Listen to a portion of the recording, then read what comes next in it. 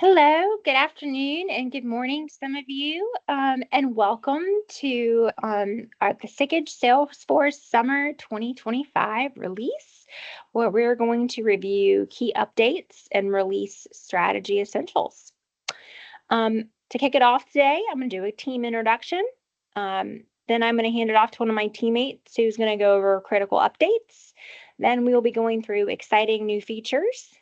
We will have a demo showcase, and then as always, we'll be ending our session today with a question and answer segment. And we encourage you, as we are going through today's call, to please put your questions in the chat. Therefore, at the end, when we get to the Q&A segment, we have some questions that we can address, and you don't have to try to remember what you thought of during the presentation. As for the team introduction, my name is Courtney Maxwell. I am the Client Engagement Manager here at the Salesforce practice, working with all of our existing clients. So hello to all of you that I work with. I am joined today by our director, Mr. Justin Davis, my coworker, Chris Masonius, who is an account executive with Salesforce, working with some of our existing clients, but who is in charge of bringing on and working with our new clients that we have. On the call with us as well are our Salesforce experts, Mr. Dustin Riddies, who is our senior solution architect, and Miss Adele Sager-Hughes, who is our senior solution consultant. And just a little bit about Salesforce, or a little bit about Sikich. We have been a proud Salesforce partner since 2007. Our firm has 1,900 and growing personnel with a global presence. We've been serving clients for over 40 years. We are so excited to be working on some exciting new AI projects, as well as all of the Salesforce favorites, including Experience Cloud, Financial Services Cloud, and Marketing Cloud. So some of the industries that we are working very heavily with would be manufacturing, private equity, and wealth management. So we're really excited to share with you some of the exciting new updates that we have. And if you are interested in any industry-specific projects, I would encourage you to reach out to myself or Chris after today's conference.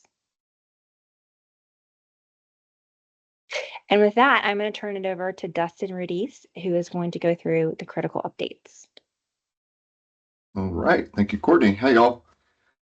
So kicking off our critical updates for the Summer 25 release is the API deprecation. This has been announced several times over the past few releases, but this is the official last call for this update. So after the Summer 25 release goes out, any older integrations that you have using these older platform APIs, so API 30 came out in spring 2014, so we're really talking about older integrations, maybe older versions of data loader that are doing some routine data imports, things like that for you. If you don't upgrade ahead of this date for any of those API connections, those calls will begin to fail. So it's a good idea now, as with any of these other critical updates, to make sure once you have a sandbox environment that's been updated to the latest release, you're testing these integration, you're testing these changes to make sure that your services won't be interrupted.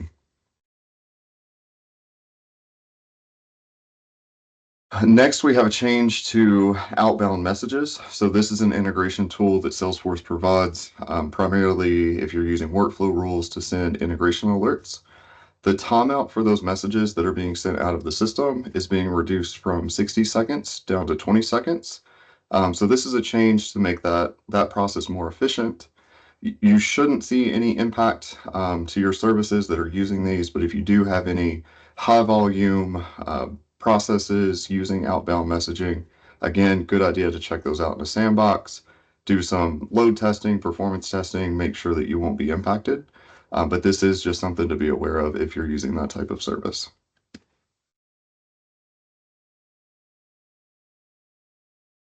And calling this one out ahead of the Winter 26 release is the end of support for process builders and workflow rules. Salesforce is on the trajectory to deprecate these older legacy automation tools. At the end of the year, Winter 26, when that rolls out, Salesforce will be marking the end of support. So if you have issues with any workflow rules or process builders that you have built out in your system, they won't provide support for you anymore if you open a ticket. So their recommendation at that point will be that you need to convert those over to Flow. So it's a good idea now to go ahead and get ahead of that, identify where you might need to make a change. It's a really good opportunity to review the business rules that you have around those processes as well. If you check out that QR code in the bottom of your screen, we've also put together a quick guide for using conversion strategy to move off of those automations into Flow.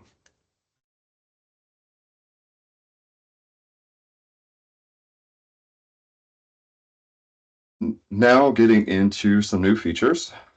First is around Agentforce. So super excited about this one, and that's the ability to implement custom UI, custom Lightning components to be delivered in chat conversations. So the example you see here is from the release notes. You're having an agent that is helping book appointments or book airline tickets. Before this change, the results, the options, the different selections that a user has available, different appointment slots, things like that, would come back. That'd be in a text view. It's all a list. The user would have to, tell the agent back, hey, I want option 2 or I want that appointment time. Now we can build out these Lightning Web Components that are delivered back into the chat, just the chat flow, and we can have action buttons. So a user can go in and click the specific option they want. We can use shading and graphics and all kinds of things that you would typically see with a custom UI through a Lightning Web Component. Now you can implement that directly within the chat. So it's super cool.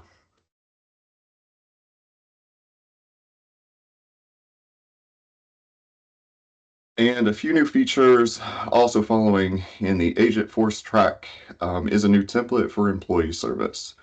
So Agentforce, all the marketing material, everything Salesforce has talked about, it's really been client specific or partner specific. So now they're also showing support for internal processes. So employee services, maybe you have workflows around time off requests or onboarding processes. Now Agentforce is coming, it's shipping with templates to help you build out agents that can help automate and digitize those processes and service those with AI. A few new features for field service with Agentforce. First being context awareness. So this is huge. So now if you're a rep in the field, you're having an interaction with an agent. Before this change, you may ask the agent a question about a specific record that you might be looking at. And then that agent's going to come back and it's going to ask you, which work order, which appointment do you want to talk about? Now, with this context awareness, that agent is going to know the record that you're looking at and skipping that step of you having to provide additional information for it to provide you support.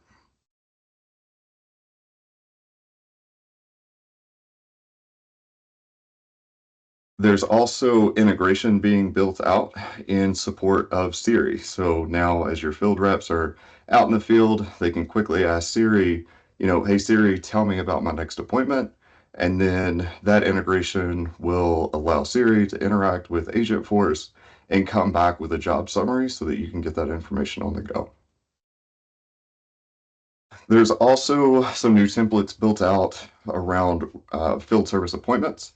So, you're a rep in the field, maybe you've got an appointment running long, you need to push out your appointments for the rest of the day. Now there are templates built out so that the agent can pick up, do rescheduling.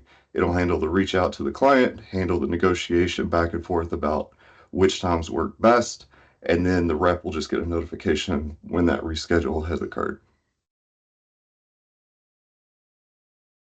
There are also some new changes around agents for sales development.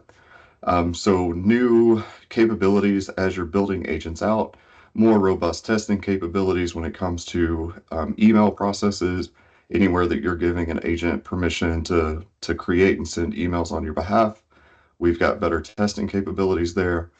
And then also new language support so that it can draft emails in prospect specific or client specific language and send that out.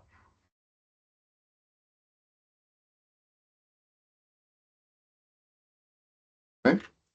This next one is delivered from the Salesforce Idea Exchange. So that's the public community where users, admins can go out and submit ideas, requests to Salesforce for implementation into product. So this one delivered from that Idea Exchange is the ability to manage object level access directly from the object manager. So before this change, admins would have to, when they're setting up new objects or changing permission, they would have to create their object, make their changes, and then go drill into individual permission sets and update object access within each permission set. Super time consuming, a lot to keep up with. Now, like with field level security, you can manage object level security for permission sets directly from within the record setup.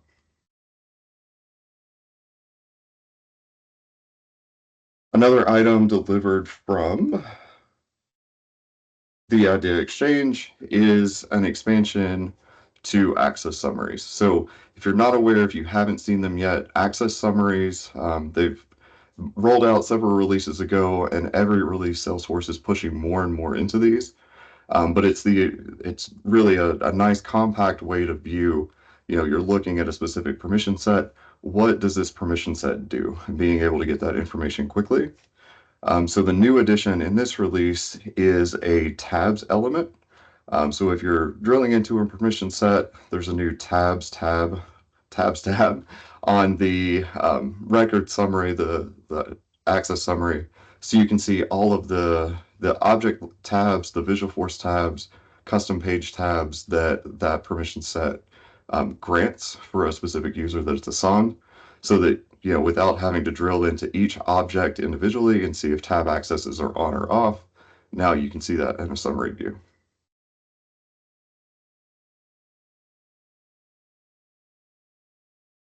We also have an expansion in the user summary. So if you're looking at a user record in Salesforce Setup, there's a View Summary tab at the top, a button. If you click into that, it's going to look across all the permission sets, all the permission set groups that that user is assigned, and it's going to show you a summary of all the access they have.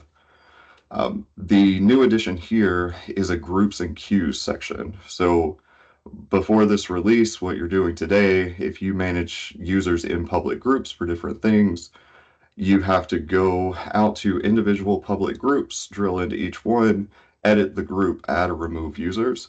Now, when you're onboarding a new user, offboarding, a user's changing roles, now you can just go to that user page and then add or remove groups and queues directly from one screen without having to go to those groups individually.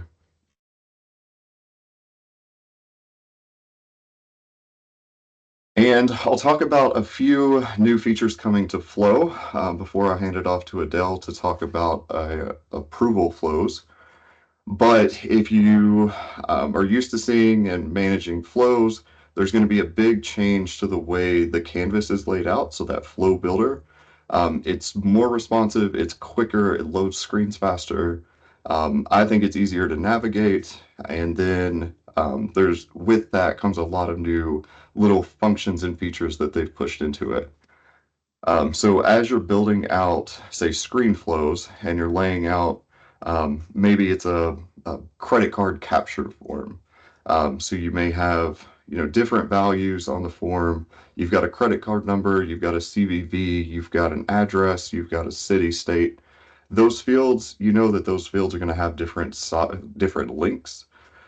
Before this change with the sizing options, each field in a screen flow, it's all going to be the same width. It can make the page really long because you can't get super granular with how wide you want certain inputs to be.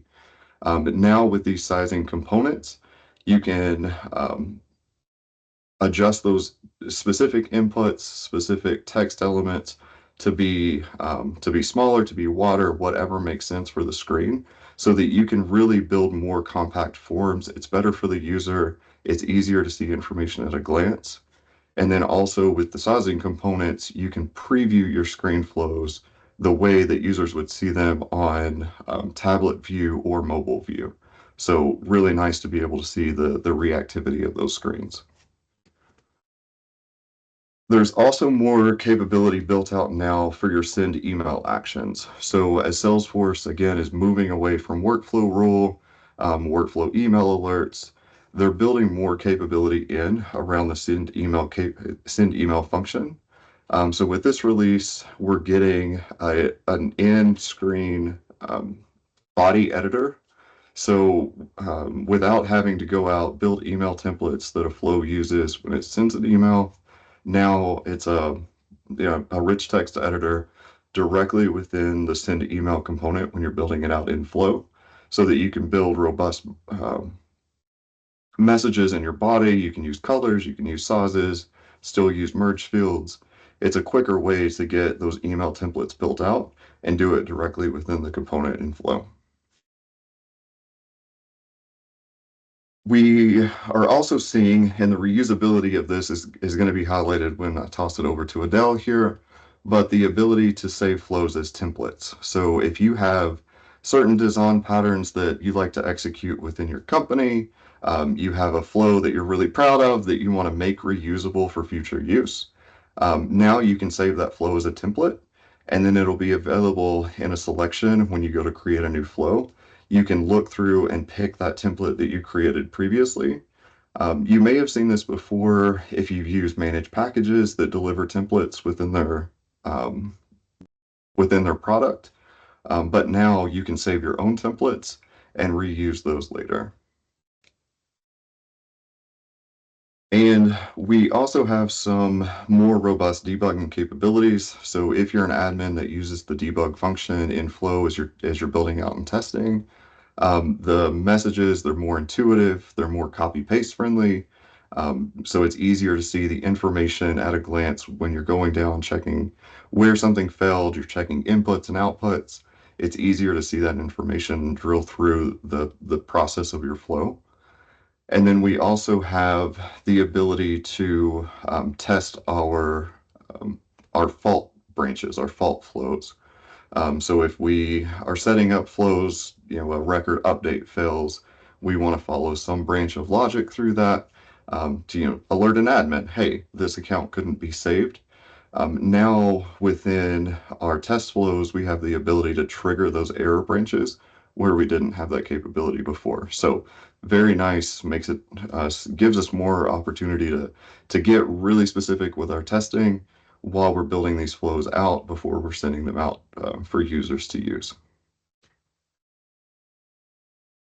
All right, a lot of information there, but I will now hand it off to Adele to walk us through approval flows. Cool. Thanks, Dustin. Let me go ahead and share my screen and we'll go through it here. All right. So yeah, the big change that's come in for flows is, well, the big release in general is approval process changes. So um, currently you do approval processes through, and I'll pop this one open just to kind of show here. This is the current approval process workflow. It's more of an old style. You kind of even just looking at it, see that it's more of like that classic style.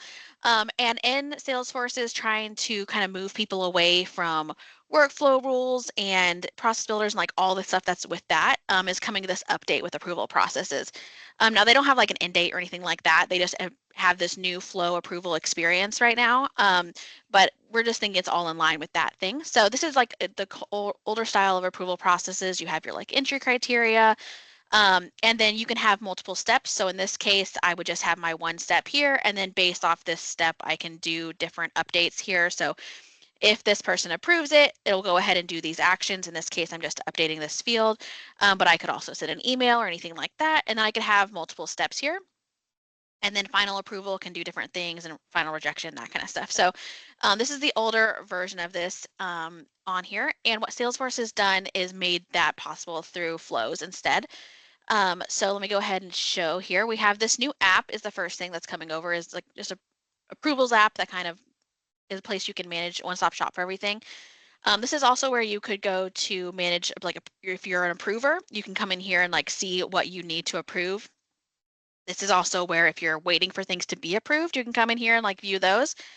But you can also just come in here to view your current approval processes. So we'll go ahead and just dig into this case approval process that I have and view in Flow Builder here.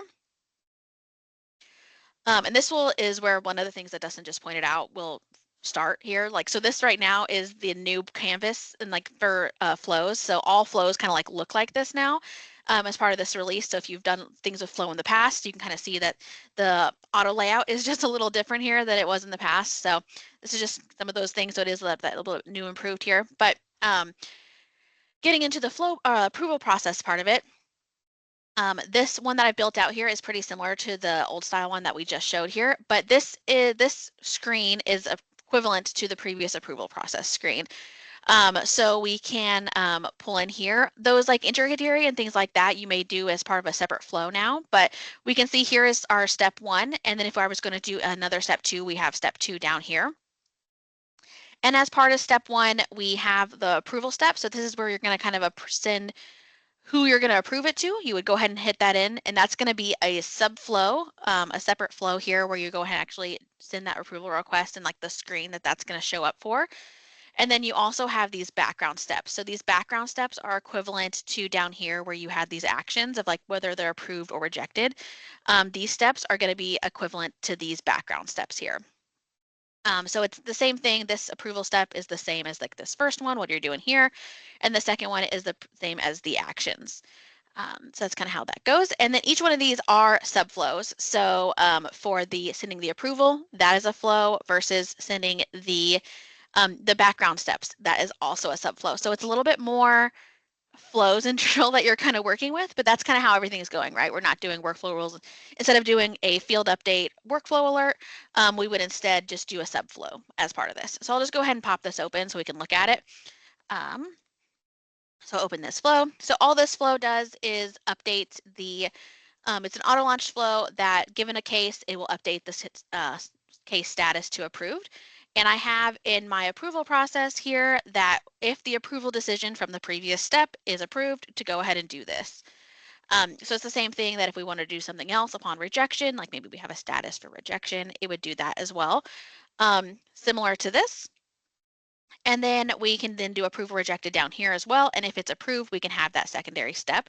If it's rejected, you could still here, if I wanted to go ahead and add another stage here, we could add another approval process here as well. So if I wanted to go ahead and add an approval step if it's rejected or something like that, if I wanted to send it back up or send it something like that, you can do those kind of things as well here. I'll go ahead and delete this element, but just like typical flow stuff, right? So you can do those kind of things. Where it is different than a typical flow is you're not going to be able to do, you can only do stages and decisions. So you're not going to be able to do get records or anything like that as part of this flow. You would do those as part of the flows that you're calling this in, right? So this approval process flow is the exact same thing as doing this approval process where you're not necessarily doing anything like you're not getting records or anything like that, but you are going through the process of what it would do. So with that, we have these other like subflows that you're going to be calling. So with this, how can you, like, I have my approval process built out. How are you then calling that approval process? So you can do other flows then. Let me go ahead and pull up my flow log here. So in this case, I have a record triggered flow that when a case exists, it will go ahead and submit that case for approval automatically. But often people will just use the submit for approval button on a record to submit their records for approval, which is still available. That submit for approval button is no longer, will only redirect to the previous approval processes. So Salesforce is going to be like running, you can have these approval processes running concurrently. So if you're using the old style, the current submit for approval button will work for those, the older style approval processes. So if you're going to do the new flow approvals, you need to create your own custom button to call that approval process. So in this case, I have a record triggered flow, and all my record triggered flow is when a case is created, it will go ahead and just submit my record for approval. So in this case, I just have a case, it submits for approval. And what we can kind of see here is I have all of these, like the information about what record's getting approved and who's going to approve it are variables that allow inputs as part of this. So if I go back to my case approval process here and I view here, I have all of these variables, and these variables are the ones that are then used in the steps and the background steps and things like that to do this. So for example, I have my first approver here as my approver resource that's actually getting approved here, or who the approval is going to. You can do that kind of thing. So I have that as an entry criteria. So when I actually call my approval process in my record triggered flow, I am putting that here. So in this case, if I need it to be a certain person, and in my case, I'm trying to send that if a case is created, the account owner needs to approve the case. So I just include that as my variable as I go ahead and do this. So I have my approval process, and I am going ahead and do for the case that is created and going to the account doing the owner. And one thing to notice is that you're doing it based off username, not ID. So that would just be something to keep an eye on. This just requires, when you're sending them as submitted for approval, it just requires username rather than IDs. Just a little odd there. And then you can also include these like submission comments and info here. I'm just hard coding these for now, which you wouldn't really do in an approval process, but you can instead pull these from fields on the record, anything like that. And then I have, if we need to take the second step in our approval process as a Boolean. So I would just go ahead and like have this equivalent to like a, if this is actually over 10K or not, I would go ahead and include yes or no here. So if I wanted to do that. So that is how I'm currently calling this flow. If we wanted to do like a submit for approval button, like the current submit for approval button, we would just create a screen flow and call the submit for approval action as a sub part of that flow. So it's not too similar. It just flows upon flows upon flows a little bit here. Flows all the way down. So yeah, that's kind of how that is working here. So I'll just go ahead and show an example here. So I go to my account. I'm going to go to this account here. So we know I am the owner of this. I'm going to go ahead and submit a new case. So we know as basic part of this, I think my person's name here is Howard. It's going to be a new case. It maybe came from the phone. We're going to say that this is my demo case for today on here. I'll say, help me, help me. Save that. So this case should be submitted for approval right away. Let me go to that new case. And then another way how these are different is, so I will get an email as part of this because I'm the approver, I'm the owner of the account. I will get an email on here. We can override the default emails that is part of the case approval process. So you kind of see as part of this, it's going to this approver. I did not customize the notification email, but I definitely could. You go ahead and do your subject and body here if you wanted to update that. And you can also do the typical things that you do with approval process, things like that. All of that is controlled by your steps here. So it's controlled in these steps here. But as part of this, it's now been submitted for approval. We have this work guide that is on the side. Because I am the approver, it's showing me this when I click onto the record. If I click onto a different record that is not approved yet, but maybe I'm not the owner of here. Let's see here. Let me go to an account I don't own, like this global media here. And look at this one. So this one is still in status. It's still submitted for approval, which we can see here, but Dustin's responsible for this one. So I don't get the little workflow thing over here because I'm not the one it's waiting for approval on. If I go back to the case that I was just on of this one, I am the one who's needed for approval for this. So my little work guide shows up here. So then I can approve and reject. And this is the subflow that we were showing as part of this approval process. So this subflow here is what's showing here. If I pop this back open and we go to the screen flow, yeah, we can see here, this is just a text, but then that approval information that I hard coded is just like comments. That's showing here is just info here. And people are allowing to approve or reject in that decision comments here. So we can pull that over. Let me go ahead and let's see, pull up the email that we'll send here because it does just look a little different than the previous ones here. Let's see if I have received that yet. I have, so let's do this. Okay, so like here's the email that I received. So this is just like the default email. So like, hello, I have received a request to approve. So that it sends me a link to the record, things like that. So yeah, if you wanted to go ahead and overwrite this, you definitely could and have that different email that gets sent out. For now, this is what information I have. And I can click on that link, it'll take me to this and I can approve it here. So I'll go ahead and hit approve, and then I'll say a comment, and then I'll go ahead and finish. And then once that's done, it'll go ahead and approve it. And then if I refresh to this page here, it will change that to approve like we expected it to. Um, so one thing to note, now that little work guide is done, if I view my related tab, so there is historically using the approval process, it does the approval history related list. This is still around, but this is more for the older style of approvals. So if you're still using that, you're going to use approval history. Going forward, it's using this approval work items here. So that is where we can see, if you see the same information, like, oh, it was, what's this current status if you were waiting on it, who was reviewed by, who's assigned to, the comment, and when it was like approved for.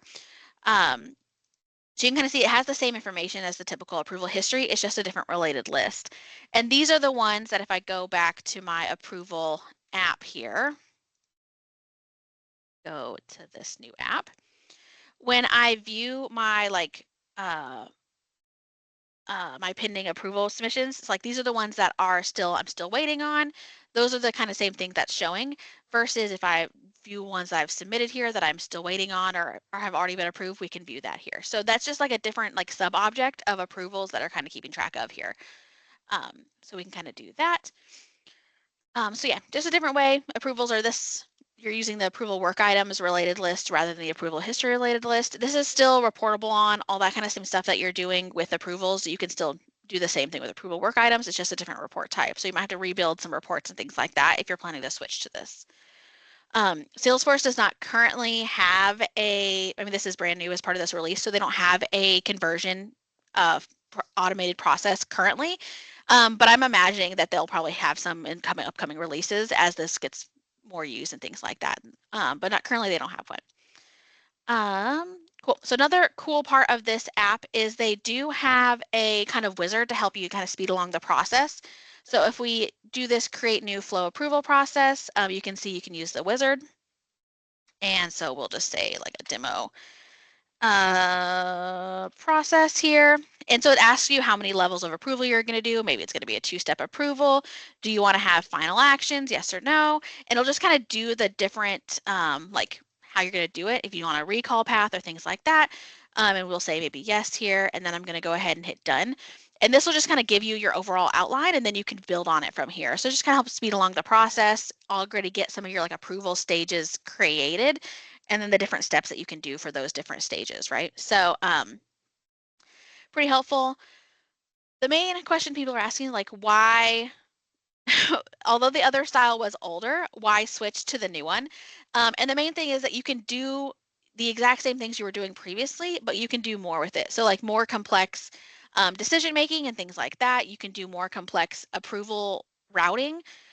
So with the previous approval processes, you can really only route to specific people or queues or things like that. Whereas in this new one, you can do to specific roles. Like even in my record triggered flow, I'm referencing the account owner, which is not really even would have been an option previously unless I have a separate field for it on the record. So you can do more complex processes with this, more complex approval processes, and more complex just in general things, decision makings and things like that.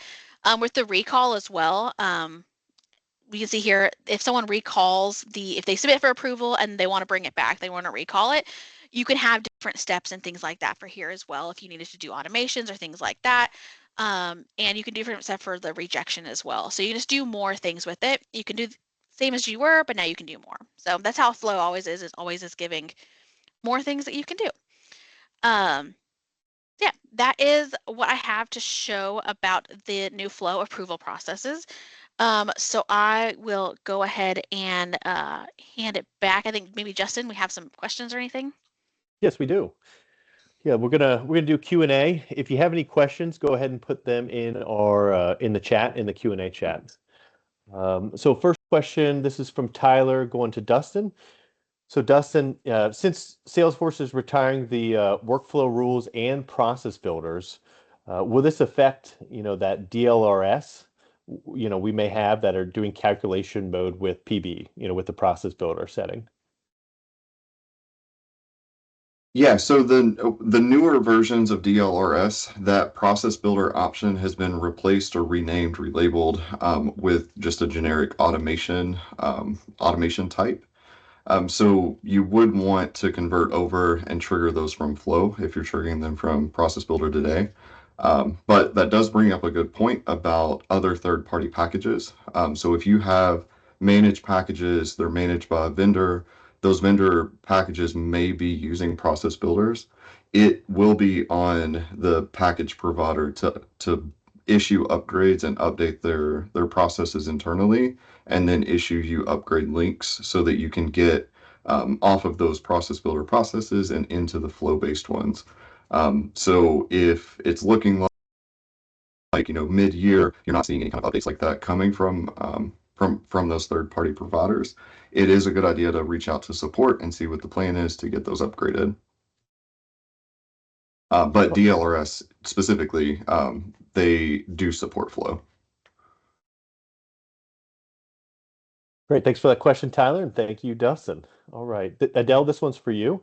So if approval flows must use a username, how does that work in lower environments if the approver is a named person every time? Yeah. So when you, and most people know, but when you refresh sandboxes, you're gonna everyone has that like dot invalid added at the end, or you have your dot whatever your sandbox name is added to the end of your usernames. So to deal with that, our guidance is not, if at all possible, don't hard code the names. If it's like one of those things, like I showed in my flow, if you're doing like look at the account owner and look at their username, that is going to work just fine. But if it is one where you're hard coding bob@bob.com as their username, you're probably going to have to, those approval processes are not going to work in your lower environments. You're going to want to have to update those before you're testing those kind of things. So just update those before you test, or don't hard code is our solutions for those ones. Great, thanks, Adele. Mhm. And Dustin, why don't you field this one? So this is talking about the API 30 depreciation. Is there anything we have to do with the ICU format emails that they've been receiving? Yeah, so the ICU implementation, it just rolled out with the last release. It is separate from the API deprecation. But if you are getting those emails, then that means that there's something that you have in your org that's preventing Salesforce from pushing in this required ICU locale format into your environment. So if you've got some kind of template, you've got some kind of process that is preventing Salesforce, so that's actually a failure email. Salesforce is going to continue to retry to push that critical update from the previous release into your environment. We've got more information we can provide. Salesforce has specific documentation too around what that is. But there is some action item that you need to perform and find out what that failing element is if you're getting those emails now. All right, so don't ignore the emails. All right, well, thanks, Dustin. And then Adele, why don't you field this one? So the summer 25 release, like when does that upgrade happen? Yeah, so we're a little early this time with our webinar. The sandbox preview starts this weekend, so it'll be on the 9th. Sandboxes will be update with that refresh. If you don't already have a preview sandbox, it'll show when you're in your sandbox like sandbox page and setup. It'll show whether it's preview or not. If it's non-preview, you're gonna want to refresh that. You probably actually already wanted to refresh that, and sandboxes will be good through there. The actual releases for production environments is going to be the May 6th, 16th weekend, June 6th, and then June 13th. If you want to know your specific, like what actual date is for your environment, if you go to status.salesforce in your domain, it'll let you know under the maintenance your actual weekend, but it is the 16th of May, and then the 2 in June are the 6th and the 13th. So, there's that. Yep, that was helpful. And what about the regular approval processes? Since they built the approval process in flows, is that regular approval process, is that going away at some point? Salesforce has not said that they're going away currently. I think they're just trying to go more towards a more like flow-based thing. So they're not putting any end dates or anything like that. Like we have an end date for support for like workflows and process builders. They don't have anything like that for the current approval process. This is, I'm sure it'll be on the long end game, but they have not mentioned anything for that currently. Yeah, I would imagine it'll be a similar life cycle to the workflow rules and process builders, right? Announce something and then, down the road, it'll finally be deprecated. Yeah, it's been years coming for that. So I'm sure there'll be years for approval processes as well. All right, great. Well, that's all the questions we have. Appreciate it.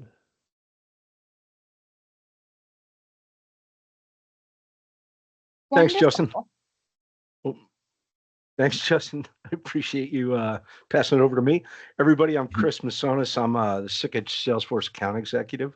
Courtney had introduced me at the beginning of the meeting, but we want to thank you for attending the Summer 25 webinar on the Salesforce new release. And hopefully you were able to get a little bit more insight on some of the things like Flow Builder, the approval process, and the expanded AI and Agentforce capabilities. And once again, if you're an existing client and Courtney is your client engagement manager, please reach out to her if you have any additional questions. If you are new to Sikich and a new account, you can reach out to me. Again, Chris Masonis, and my contact information is on the screen. And if you want to just find out a little bit more information about Sikich, please use the QR code. It's on the screen right now. Thank you, everybody, for attending. Thank you all. Thanks, guys.